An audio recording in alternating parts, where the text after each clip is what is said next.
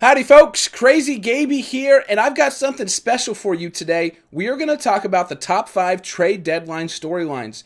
It might have seemed to the untrained eye like nothing big happened over the past week, but I can assure you it was definitely something that is going to have repercussions all the way into the playoffs. Let's get to it.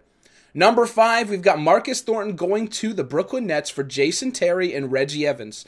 Now, Thornton has not been living up to his potential the past 2 seasons, but he's only 26 years old.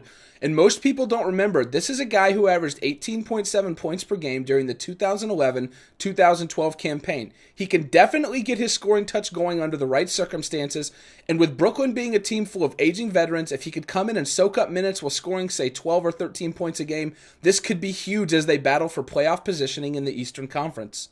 Number 4.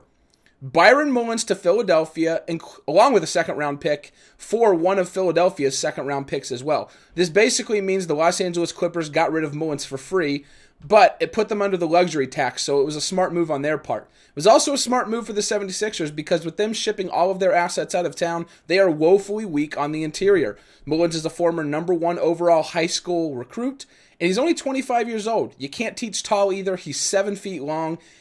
And this is basically an extended tryout with the 76ers. His career looked like it was about over in the NBA. If he can come out and put some damaging numbers up in the past 30 games, he definitely has a shot at sticking around in the association.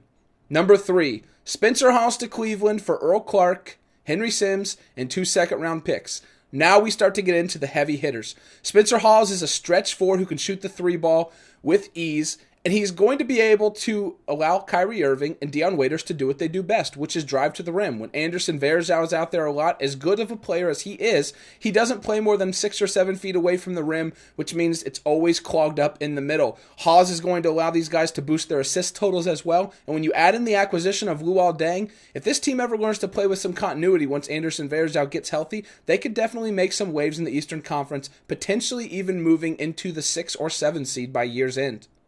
Number 2, Steve Blake to the Golden State Warriors for Kent Bazemore plus Marshawn Brooks. This is another trade that made a lot of sense. The Los Angeles Lakers are definitely not playing to win now. Steve Blake is a veteran who's not going to stand for the nonsense that's going on. And Kent Bazemore and Marshawn Brooks are 2 unproven rookies.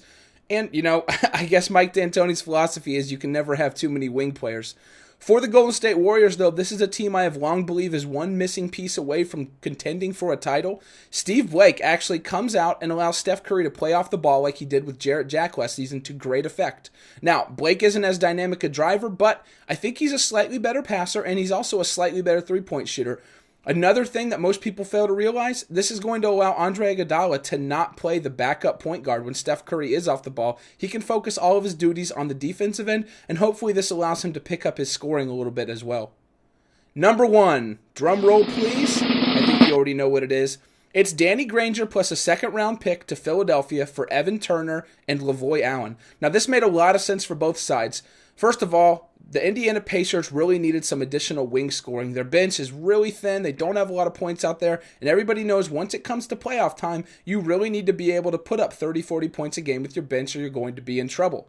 Evan Turner can provide, I'd say 11, 12, maybe 13 points a game if we're being generous. He certainly won't be the fantasy asset he was in Philadelphia, but for real-life purposes, this makes a lot of sense for the Pacers. What's most interesting about all the things that happened at the trade deadline, though, is Danny Granger going to Philadelphia, and going to Philadelphia might even be a stretch. There are rumors around the league that he is going to get bought out, and if that were to happen, he would be free to sign with a contender of his choice. Just picture it. Eastern Conference Finals, Indiana Pacers versus the Miami Heat, and Granger is playing for the Heat. Wouldn't that be something? Would definitely be one of the major storylines of the postseason. That's our top 5 trade deadline storylines. You can check out the link in the comments below if you want to read my full article. And as always, best of luck in all your endeavors. I will check you guys out later. Peace.